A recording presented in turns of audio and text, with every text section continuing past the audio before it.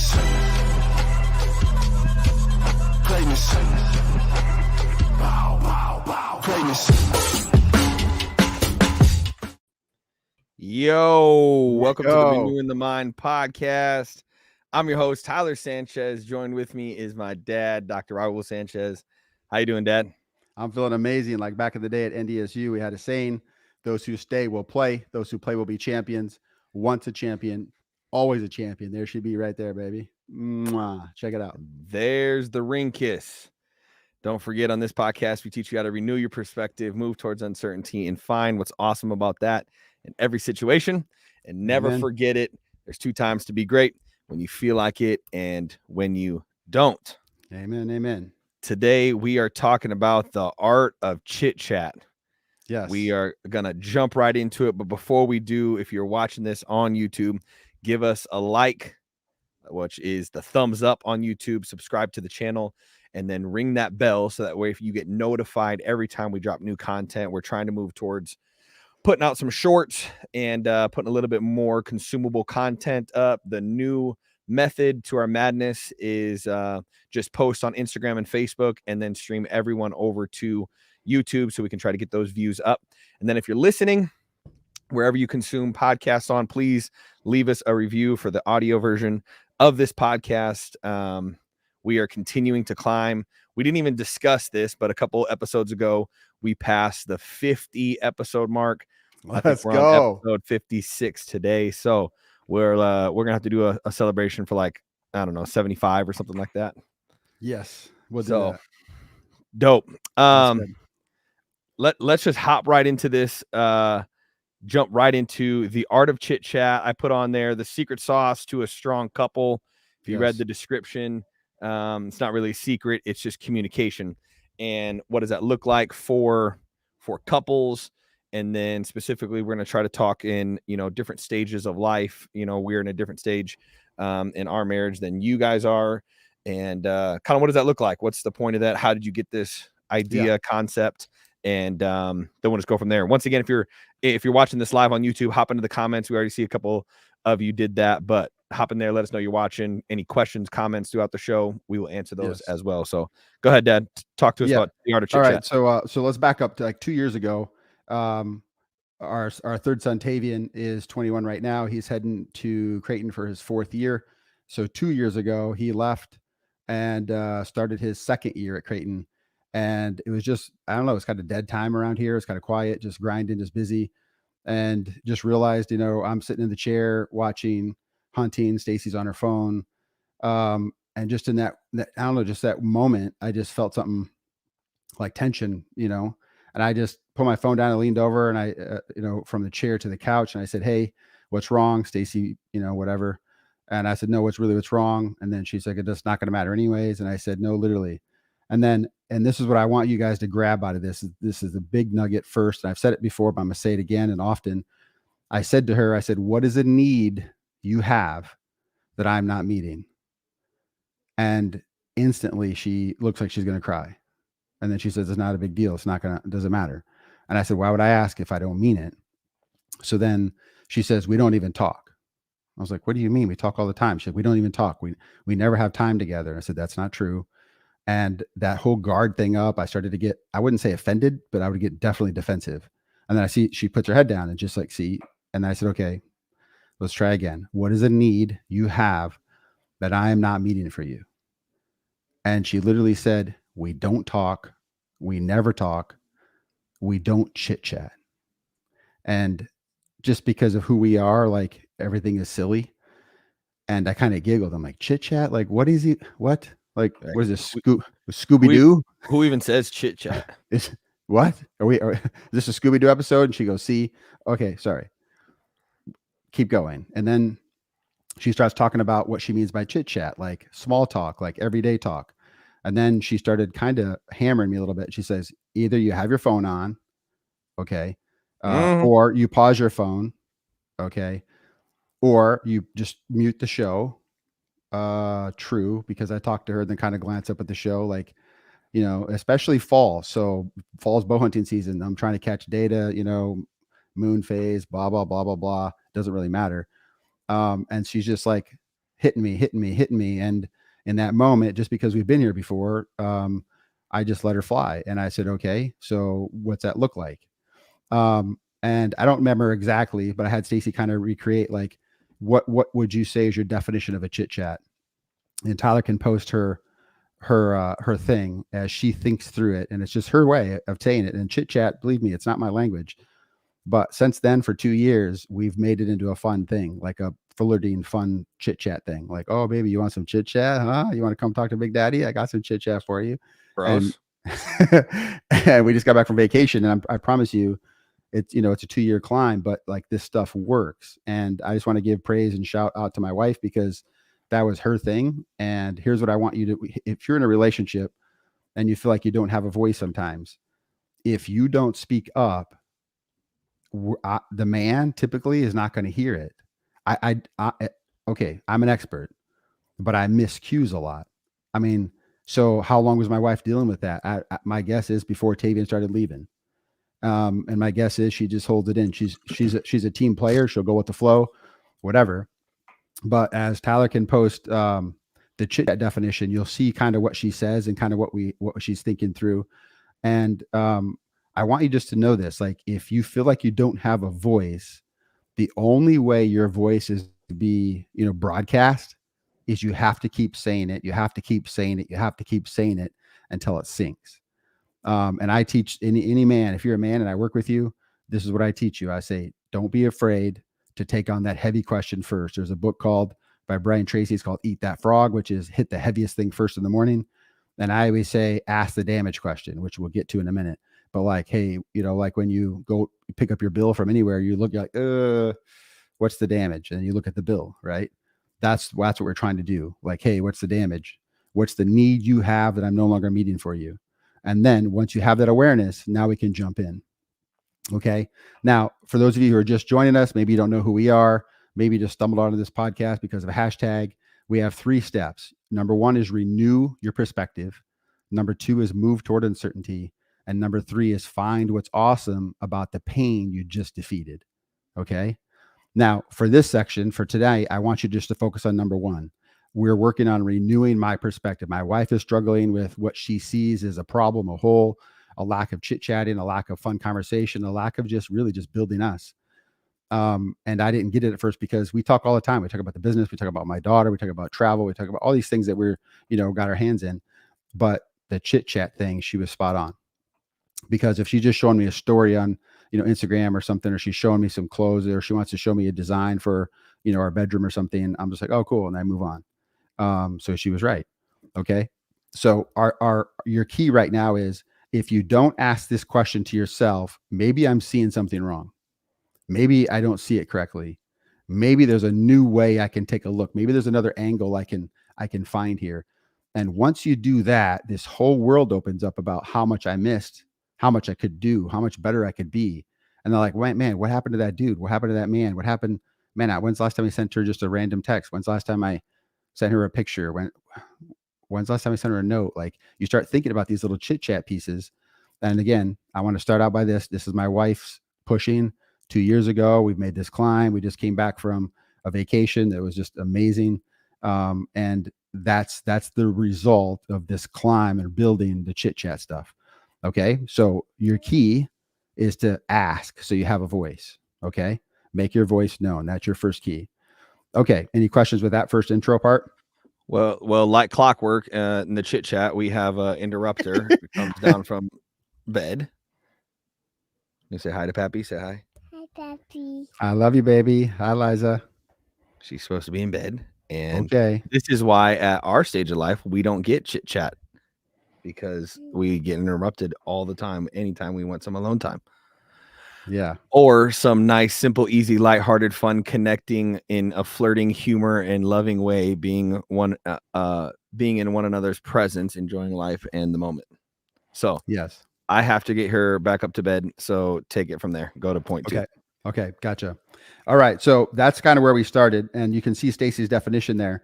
The actual definition of the chit chat is literally like inconsequential conversation. I didn't really like it, but I'm just telling you that's what it is. Inconsequential. Like, we're going to have a conversation about small talk and it doesn't have a big meaning or a big consequence if we don't get it.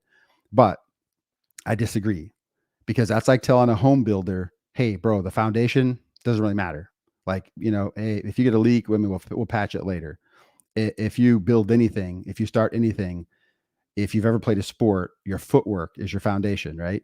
The foundation of a house, okay? The engine of a car. Like, if we say, hey, this inconsequential conversation doesn't matter, then we're not going to have the building blocks to be able to put weight on it like a vacation, or to put weight on it like a side business, a side hustle, or put weight on it like we're arguing about our kids, like who's parenting, who's not parenting, da, da, da. So you get what I'm saying?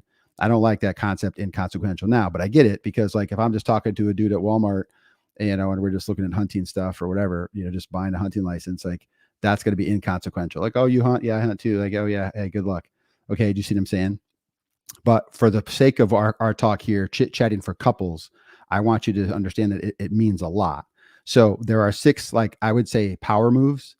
And I've just looked through a bunch of different articles and pieces and trying to figure out like what's their top thing, which one that's unique off here, which one also do I combine then with what I use in the clinic. And so we got 6 of them. Okay. And I'm just going to mention them real quick, and then we're going to go back and talk about them. So number 1 is novelty. Number 2 is what's the damage question. Okay. Number 3 is don't get butthurt, don't get offended. That's the big one. Like, just don't pick up personal offense with your wife or with your husband if it's a reverse case scenario. The next one is be open and honest.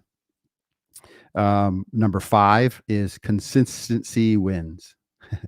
Consistency wins. Small little steps every day. And then the last one, I piggybacked on my wife's definition, which is be present, live in the moment. And that's when we'll talk about the fun stuff, that last piece, because it really is fun. Okay, so let's back up. So let's go to number 1. Number 1, novelty. We did a podcast on ADHD. We've also done a podcast, I think, on motivation. And both of those talk about the dopamine cycle.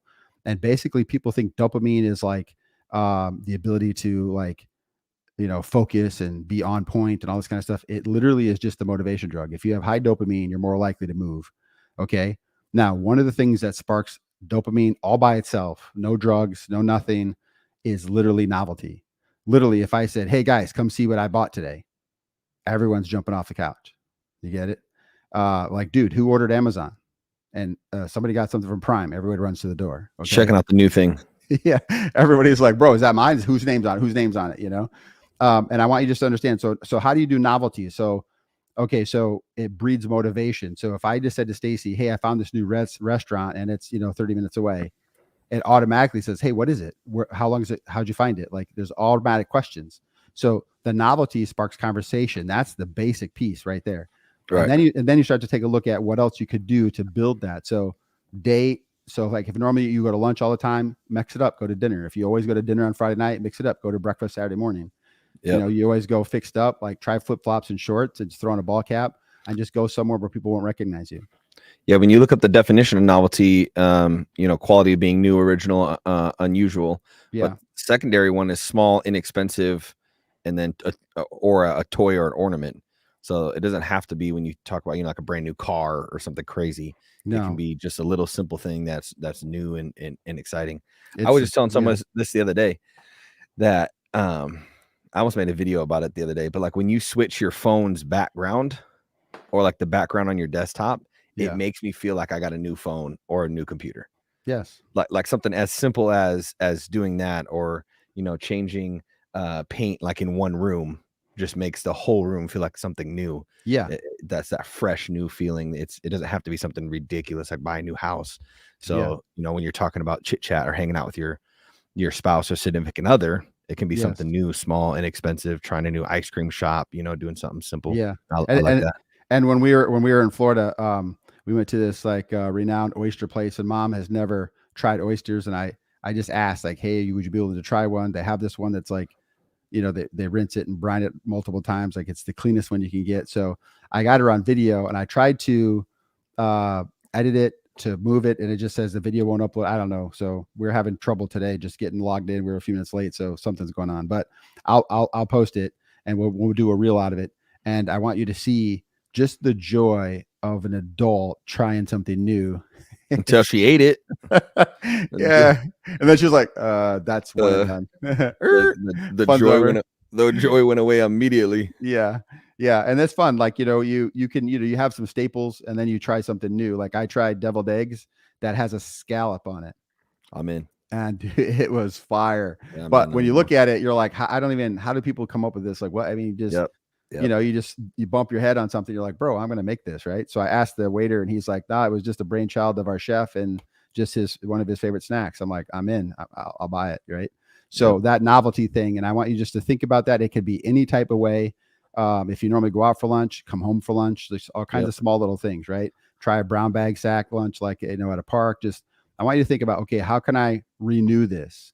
How can I make this new? Okay. That's Two. that. Number two, what's the damage type question? So that's what I gave you in the story, how this whole broke. That's the chit chat that I did that broke us into where we're at, which is That's what's wrong. Everything what's wrong. okay? Yeah. Can I do something different? Right. And the Where am I simple not? thing that'll pull out the answer fast is just very simple. It says, what is a need that you have that I'm not currently meeting for you?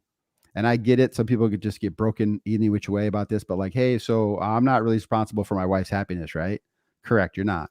But you want her to spill the need because I can see then what can I do? I might be able to just chip away at it.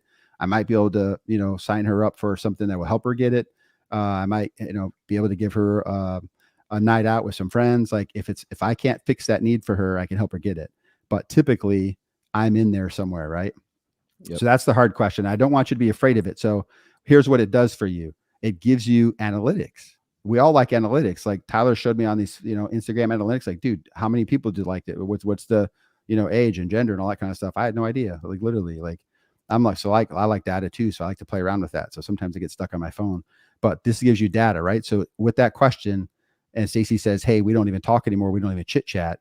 I can answer questions. I know what's wrong. I know where we're at. Like, dude, sounds like we're at ground zero. And, we want to get to step 10. Then I know exactly like how she's feeling. And then the last piece, which is the most important, is what can I personally do about it now? Like that's the present moment. What can I do now?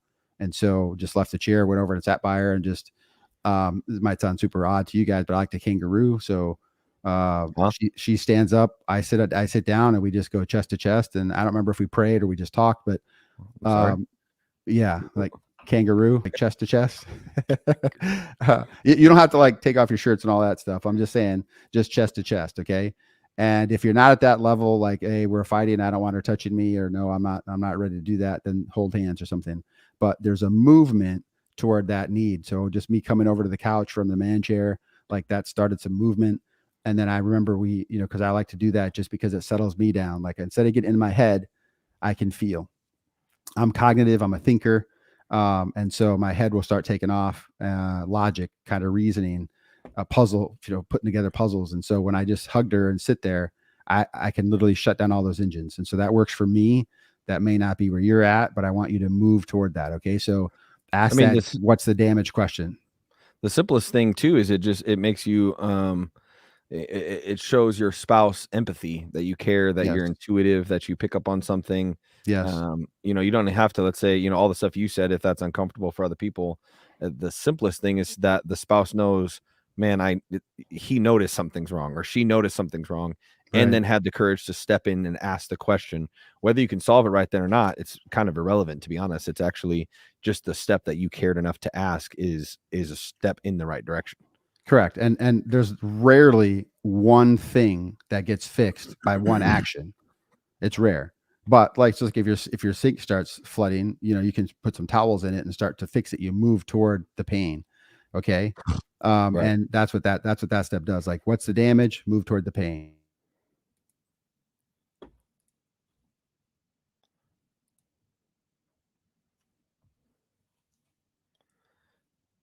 Did you freeze or did I freeze?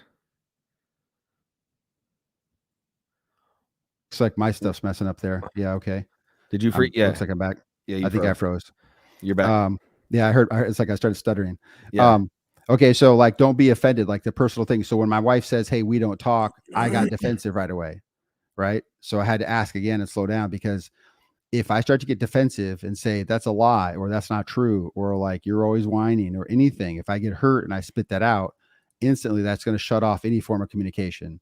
And Yep. number two, it's going to shut off any vulnerability from my wife having a voice, which will sharpen both of us, right? Iron sharpens iron. And even though I didn't see it and she saw it, I have to be able to settle down and not personalize it. So I personalize it would be this, like, I'm an idiot. Like, I suck at this crap. Like, why the freak am I even married? Like, who am I to fix this? Then you start to get personal and knocked down like that because my wife is hurting me. Instead, I would say this to people, like, if my wife is throwing a dart at me, I'm going to dodge the dart. I'm going to dodge that personalization and say, wow, my wife's in pain. Wow, my wife is hurt. And then, hey, how can I help you? What's a need you have? What can I do? Okay. And then that opens up so much vulnerability and opens up so much communication. And then that pushes us right into step 4. Okay. If you can't get past step 3, then whoever's hearing the information, in this case, our story, me, I'm stuck in a mental prison. Now I slam a door, I walk off, and I'm like, this sucks. I'm going to my mom's, or, whatever. And then we're all stuck in this mental prison of emotions. We're just locked up. But let's assume, okay, I can dodge the bullet. I can dodge the emotion side of it. And I can just come to my wife and just take it. This is how my wife feels. I don't have to judge it. I don't have to know it. I just have to be here for her. Okay. If we can do that, then we move to number 4, and number 3 and 4 are connected. They're just like linked together. It's almost like, one's being pulled by the other, and that's open and honest. And that my wife can then just start to talk. And I don't remember how long we sat there, but it was a long talk. And it was a heavy conversation, but that vulnerability conversation only happens if there's no personal offenses. Well, and it's the way you respond in that moment. As soon as she says, or he begins to say, no, I don't do that, or, well, that's a stupid reason, then you probably don't even move on to number 4 because you've already shut that down. So now there's no open and honest conversation because you stop it immediately. I think that's one of the issues with, not to like be, sexist or blame the man, but I think the man always struggles to like want answers or be defensive, or like one of the things I always get in trouble for is like, I don't acknowledge the way she feels. Like if she's like, oh, I feel this way, I'm like, well, that's a dumb way to feel. Right. Or like, you shouldn't feel that way. Or I can't believe, why would you feel, like I don't validate that her feelings are real. And her saying is always, how can you tell me how I'm feeling or how I'm not feeling? You know? Correct. And so sometimes I stop that process by immediately denying, whatever answer to my question. So that's a huge piece to even be able to move on. Yeah, correct. Yeah. And that's hard to do, and it's hard to learn. And I've told you this before, and hopefully I've said it before, but, Tyler and my boys, that comes from me a little bit, because like if Stacy like pushes me into the couch and I whack her with a pillow and we're laughing, it's fun. She's like, ow. And I'm like, that didn't even hurt. Like, see, I'm like denying her feeling. Right. And it takes a while to catch up, to get it and just be like, hey, are you okay? And then the second I do that, normally it's not that bad. Like she's like, oh, and sometimes Stacy will say, actually, I overreacted. And I just. Right. I mean, I even do that with like Stella and Eliza, Yeah. I'll be like, go clean your room or something, like throw a ball at them or something. And then they start crying. I'm like, that didn't hurt. Go clean your room. You're hurt. You're mad because I told you to clean your room, not because a ball hit your head or something. Yeah. Yeah. And it goes away a lot faster when you validate that. So, and so here's the last, so the open and honest piece. And this is where I see a lot of couples get hurt. They kind of start to be open, and then they feel like nothing happened. But let's say I start to open up about something with Stacy, and then she says, are you serious? You actually did that? And then I'm like, I was joking. And then I shut it down. If you can get into that, like, hey, we're as a couple, we are not going to do white lies. I'm not going to say, hey, those jeans don't look bad on you when they actually do. Okay. And we've laughed so much about that thing, because like literally what happens is like, we're going on a date, right? And I'll come out and Stacey's like, no, nope, this ain't happening. And I just start laughing. I'm like, you don't own me, girl. You don't own me. I'm my own man. I'm self-made, and we start just laughing. And then look at him like, oh, okay. Why? And she's like, that's your hangout shirt. Why would you go out to eat, with your hangout shirt? I'm like, okay, then you got a point. So go find me a shirt then. You can pick it. And she'll come out with a shirt, and she'll like, that's how I want you to dress. I'm like, okay. Yep. Okay. So when you get to this open and honest, it's scary, because it's like, man, I have to be vulnerable. Man, I have to let my guard down. Like, man, I have to let go of some of these pains that I have. Yes. And the outcome is you can have this open dialogue of truth not supported by any white lies, just 100% truth. And both of you are set free by it. Now, full circle, when Stacey started doing that to me, I didn't really do it to her because like, hey, she'll wear what she wears. But since we've done that, she'll come to me and give me choices. Hey, this or that. Hey, that or this. And I'll say, hey, we'll take that shirt with those shoes. And, you know, and then we get the chit chat playfulness again. I'll be like, turn around again. Ooh. And it's just start to flirt, right? I mean, like, that's just what happens. Yuck. But if you try that when you're hurt, instantly people think we're talking about physical intimacy. And like, we can't even have a conversation. There's no way that that's happening. Nobody's having that conversation, right? When you're just talking about clothes. But you can start to flirt on those building block foundational levels. Okay. That's number 3. Number 4, open and honest. Okay. Yep. All right. Number 5. And this is where the meat is. After we finish this, this podcast, after you listen to it, you might have, on average, according to the research, you might have 3 or 4 days on, and then you're going to miss a day. Maybe you got a cold or your kid's sick or you had to call in from work and that whole day's off. That next day, that 5th day, you're probably going to fall off. 6, 7, 8, it's over. So unless you go back to the podcast again, reread your notes, reboot, start over again, you're not going to make it. And the majority of people quit, okay, because of something random, like inconsistent day. However, the successful people realize, hey, that's only one day. I made it 4, day 5. Hey, it happens. Let's get back up and reboot again. Now you can count that day 5, or you can start over and count it day 1. It doesn't matter. The idea is you keep rolling past those, unavoidable days. And it's the consistency that wins. It's the consistency that builds habits. Okay. And so 66 days later, you have a habit. 90 days later, you don't even have to push yourself. I hear so many people say, hey, I can step up when the going gets tough. I can step up when it's on me. Like when I have a presentation, I have a deadline, I have something pressing, I could pop up, man, I'm a beast. But if it's just an off day, then I'll sleep in and then I just cancel my whole morning routine. Which means then if there's a chit chat day and I'm not feeling so hot and I say, hey, we got a rain check. Okay, it can happen. But then before you finish that conversation or text, like put it back in the calendar. You can't just let it go. Okay. So the consistency wins. Now, I want you to think about these consistent little bits. So I call these bits and pieces. So if you're an athlete, think about baseball. Small ball wins championships. If you're not sure what that means, small ball is the guy at bat's going to bunt. He gets on to first. Next guy bunts. We got first and second. Now we got a hit and run. This guy's going to swing away and we got bases loaded. Next guy suicide bunts and we got to run. So small ball wins, and not everybody has to swing for the fences. Okay. So what can you do here? So consistency wins by, by touching base, just like sending a text like, hey, just checking in on you today. Hope you're having a great day. Right. How about sending a quick emoji? Like we all have a funny emoji we use all the time. Y'all already know that's my emoji, right? So y'all can just send a quick emoji back and forth. You can actually do a real voice, like a voice, not the voice to text where your words are all jacked up because Siri doesn't speak your language. The audio recording. The audio recording. Yeah. The actual voice call where you just hit the thing and she can hear me actually speak, but it's in a text. Okay. Because hearing the real audio, that's important. And then you can also FaceTime. Sometimes I FaceTime my wife and she'll try to fix up real quick while she's on the camera. It's kind of funny actually, because she wants to fix up for me. Oh, see, because I'm Big Daddy. Lame. Okay, now here's a funny one. If I'm mad at my wife and I just want to, I don't know, it's like, man, I want to get over this. Like it's such a small thing. Why am I mad? I literally will sit down and I open up our camera roll and I'll go to her face and touch on like, made for you thing. And I watch and it'll randomly do a little video of put my wife, and I'll see a video of my wife. And then I can really just look at that and just be like, man, look how hot she is, man. Look how amazing she is. Thank you, Lord. And then I kind of get into gratitude and that puts me in a fun mood. Then I'll send a silly video or a silly emoji, or I'll send her a funny text. And that's just me working in my own head. Like nothing happened. She didn't trigger me. I'm just thinking about something that made me mad. And normally I would just stuff it until, I'm just hurt. And now I can just look at the camera roll and play that game. So these are all little small consistent movements that keep pushing that needle, that keep building your base, that keep building your habits. Okay. Makes sense?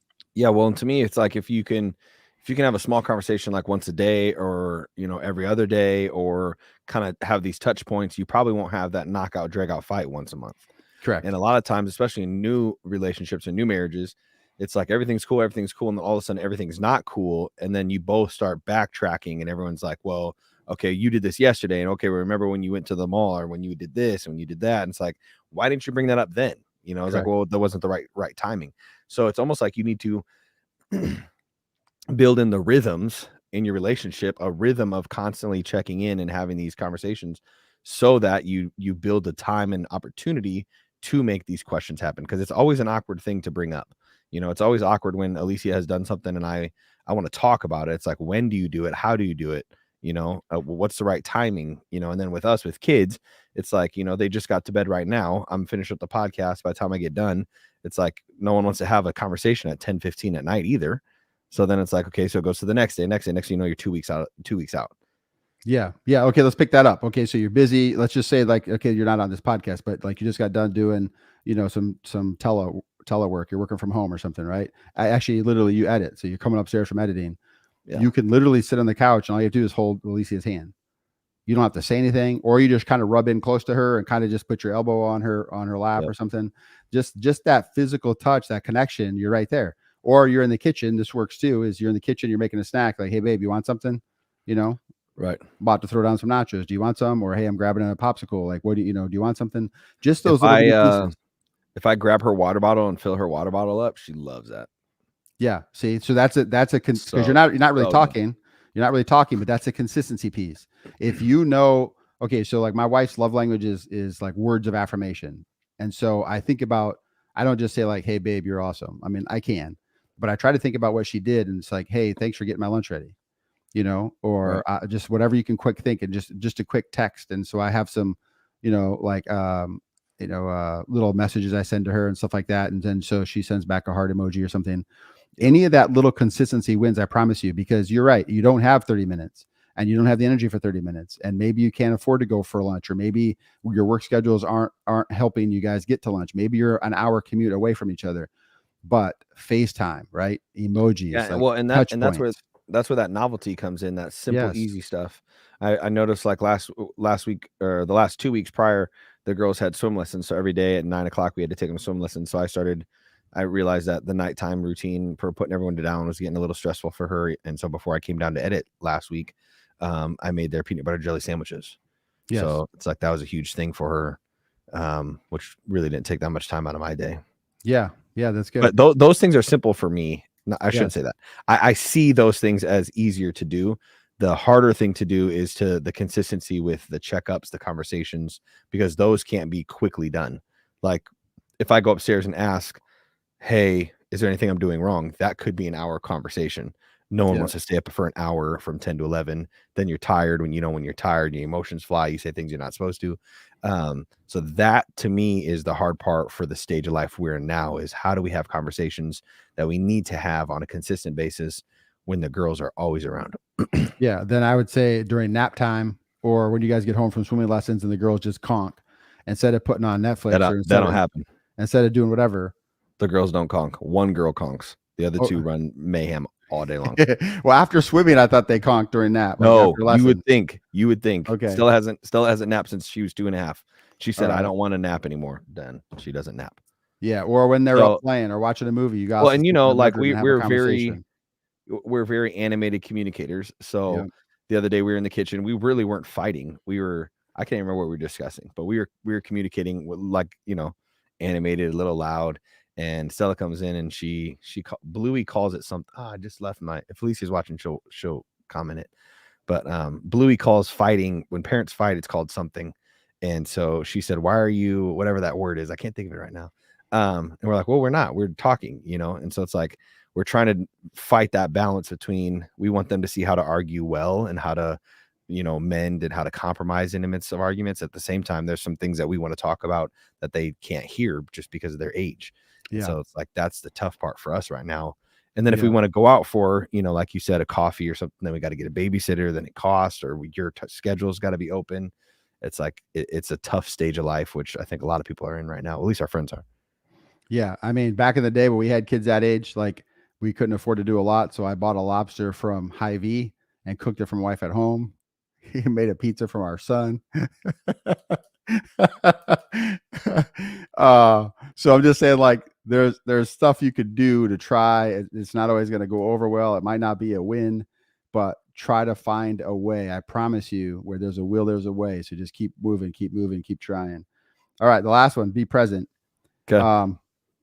Be present, live in that moment. And so these are some of Stacy's rules you can kind of see there. So the whole idea is to make it fun, keep it simple. Those kind of pieces are really important. But the present thing is this, and it takes sometimes a little bit of like going to a restaurant or going out where you just have no distractions. But after we finished our week, down in Florida, I said to my wife, like, it was one of the best weeks of my life. And I was like, hey, I miss our morning time. Saturday morning, she gets up. We were going to play pickleball for that Saturday league here in town. My boys are in town. And Stacy messaged me and says, hey, I miss our coffee time. And literally, we went down. Stacy had oatmeal every day, or no, yogurt and fruit every day. I kind of sampled around the menu, paid for it later, but literally no phones. It's 90 minutes of us in the ocean. They got roosters running around everywhere because they outlawed cockfighting, rooster fighting, and so they just kind of run wild and they're just kind of living their life. But it's just this. It's really, Stacy has this language that she calls the simple life. Just whenever we can find time, just a simple life. And what's funny is 90 minutes later, you're having these just fun conversations, just a chit chat stuff. Now, I promise you, if we went on vacation and I would have never asked that question 2 years ago, that would have been a super difficult breakfast. We're sitting like meet like this close, and Right. there's nothing to do. There's no kids to distract you. Like there's no schedule to go to. So there's negotiating like, hey, what's on our agenda? We got this or this or this. What do you want to do again today? It would have been super awkward. And that's why you can see that. Like I look around a lot, I'm really observant, and people are sitting as close to my wife and I, and they're both on their phones. There's zero conversation. And it's sad kind of when you see it, because I'm like, man, it could be so different. Okay.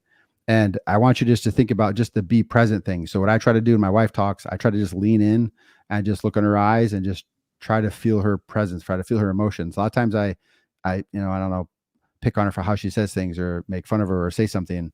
And that's not really present because I'm analyzing something. So I just try to just listen. And so I worked really hard on just listening, just making sure that my wife knows and feels present. And what's really funny is after trying a bunch of things, we decided like just staying at our pier at our place because it's just the most relaxing. And we ordered a pizza, and then Stacey was going to walk and get it because she wanted to stop and get a coffee. And she's literally walking 2 blocks. I see a bunch of people stand up and look over the top of me taking pictures, and I get up and there's a tornado on the ocean. Like I'm not lying. Like it was coming our way, but it looked like it was going to miss us for a second. So I pick up the map and just hit fast forward on the radar. I'm like, bro, that's going to smoke us. So I grabbed everything. I tell Stacy, where are you at? I said, stay put. I'm on my way. I get, kind of cruising. I'm kind of walking, dude. By the time I even got 100 yards, it's starting to sprinkle. Winds are coming over. Everyone's screaming, starting to run around. And you can see all these restaurants. They just have like, just boom, they went into go mode. Like they're knocking down and buckling all these big umbrellas, and they're shutting these windows. And so I grabbed Stacy, and she's like, the pizza's not ready. I said, hey, we'll come back. And she goes, we go to the room. And I was like, no, that's we're up. We're up. So I was like, we got to go to that. I saw a bathroom when we walked through during registration. It was kind of in between this big tunnel, first level. So I was like, we're going to that bathroom, and we just hid inside a bathroom for like 15 minutes. It was a couple's bathroom or whatever, and so we just hid in there. Stacy called you guys and said pray. We started praying for people, praying, and mom was excited because her knight in shining armor came in and saved her from the tornado, like a Hallmark movie. Yeah, that's what you would have thought, but she was more worried about y'all making sure y'all know we're okay. Like I'm like, they're not watching a radar. No, we didn't even know. Yeah. And then we started praying for people just because, like, man, I don't even know. I started thinking about, like, should I go out and help people? Like, where are we at? Thankfully it missed us. It was just some heavy winds, and, we got outside and it's flooded. And so we go get our pizza. The box is soaked. The guy apologized, like, no, we're good. And then we go up to our room, and it's got these big old glass door windows you can open up. And so we're right over the water. And so we get some napkins, sit down, and we're both sitting on this little bed stool, like in front of the bed. We're sitting on it sideways, and we're just looking out of these big windows, looking at the ocean, and just having some pizza. And I promise you, it was the most like relaxing thing. We're both looking at each other, and she said, thank you. She gave me a kiss. We're holding hands, eating pizza. And what? It's like, you have to go to Florida for this to happen. But here's the issue. Like, there's so much foundational build to that, where you can just sit and have a piece of pizza and kind of laugh about like, wow, that was pretty crazy. And just have this amazing gratitude for like where you're at and what you're doing. Okay. And the ability to be present and not get mad or not fight. I could have got mad at Stacy, like, why'd you have to go get a pizza right then or something, Right. So what are your thoughts? I mean, first thing, it also to me, I know anytime we get away, which we try to do, as often as we can, but anytime you get away and get out of just the rhythm of life, that also helps. So Yeah. whether that's one night to Omaha or the day to Sioux Falls, I remember when we went on our little vacation last year to San Diego, we had like a whole day to do nothing. And so we just were like parking and walking. And then we found a coffee shop. So we sat in the coffee shop and she's like, let's get it to go. And then somehow we're like, no, let's just stay here. And we just sat outside in front of the road and watched cars for like 45 minutes. Like at one point we were just both like, just like zoned out, holding hands or sitting next to each other.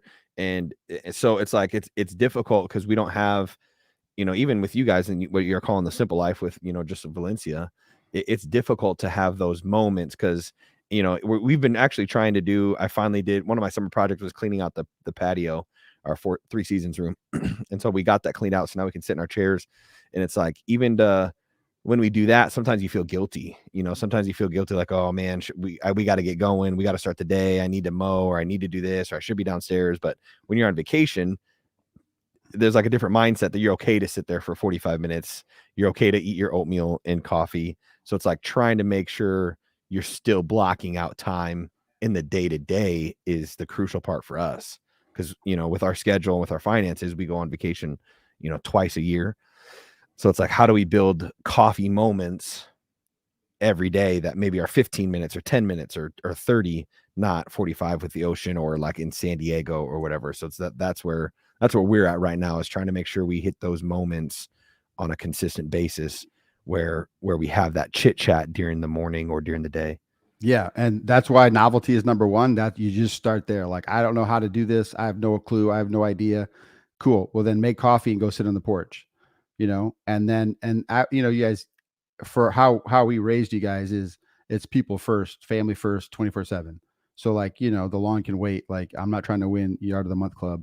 I'm trying to raise, successful adults. Right. So I wanted to think Nate just texted me and said, "You mow?" ? No, because I choose to have coffee with my wife. Let's go. Hey, if you get that third notice, bro, yeah, get the mower out.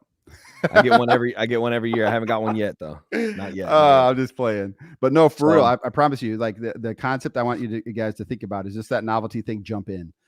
I promise you, it's easier than you think, because the barriers that you have are like a little kid saying, I'm not jumping off the dock because a shark could get me. And you're like, first of all, we're in Browns Lake, or, we're wherever. There's no sharks in here. Second of all, you have a floaty. I'm pretty sure you're not even going to get your face wet because that thing is so buoyant. Like, that's like you saying, hey, I can't do coffee with my husband or with my wife because you don't understand our situation. You're right. I don't. But I know this: staying home and thinking about it, you're staying stuck. Yep. Failure to do anything is an agreement with being stuck. Like, I appreciate your podcast, Sanchez, like, but I like being held down in my mental prison. Like, right. I want to be that strict on you, because if you do nothing, you're agreeing to stay stuck. Novelty will win. Just move, just try, just go. I know a good couple of ours, like, the wife loves coffee. She'll share coffee with Stacy, and Chris and I will go, and he gets hot chocolate. So like, he won't say, nah, bro, I'm not down with coffee. He'll say, no, I'm good. Right. And he'll come with me for that. Like, and that's, if you think about that, like, friends do that. Why can't you do it with your spouse or with your partner? Right. Like, so Stacy likes whatever kind of food. I'm like, I'll go for you. Right. And then I order something on the menu of something different, or I'll just wait, I'll bring sack lunch, or who knows, like, figure it out, go, move, go.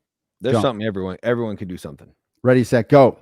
Yep. Right. We got a good. There's 2 times. There we go. Comment here. Crystal says, personal offense, tips to overcome this. How do you overcome personal offense? Some quick nuggets and we'll get out of here. Okay, number one, like the history.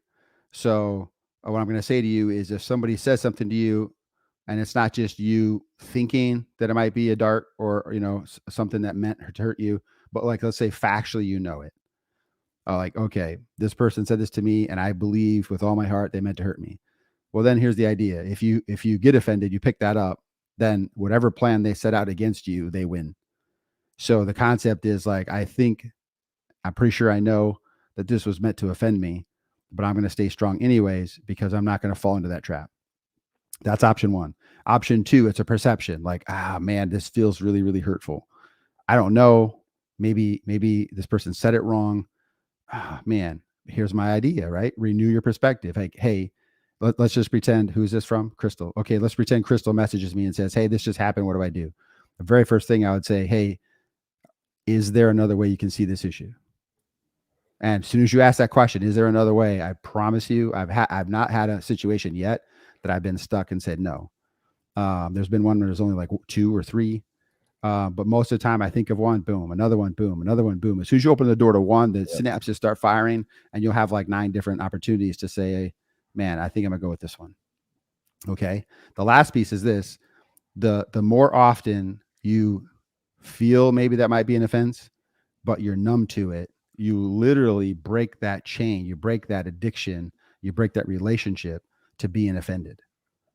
And I would tell you, people try to hurt me personally, as a professional, as a husband, as all kinds of things. And I literally don't even spend it quarter of a second. I look at it, delete it that fast. Now, if my wife or my kids did that, it would hurt more, but I would still move that direction. Okay. So those are your 3 options. Great question. Yeah, I would say when it comes to offenses, I think sometimes we downplay the idea of just bringing it up to them, like whoever you think offended you and for what, going to like dad and saying, hey, to be honest, I was offended when you said or how you said or the text you sent. Did you mean it that way? Am I crazy? Did I take it into it wrong? I think a lot of it, especially close people, I should say, husbands, wives, spouses, kids, coworkers you're close to. I always try to encourage, have that conversation, like if Felicia is offended, ask me, did you really mean that, Tyler? And then, the other one is like holding on to that offense. It only just perpetuates the hurt over and over and over. It just keeps you in that pain and in that.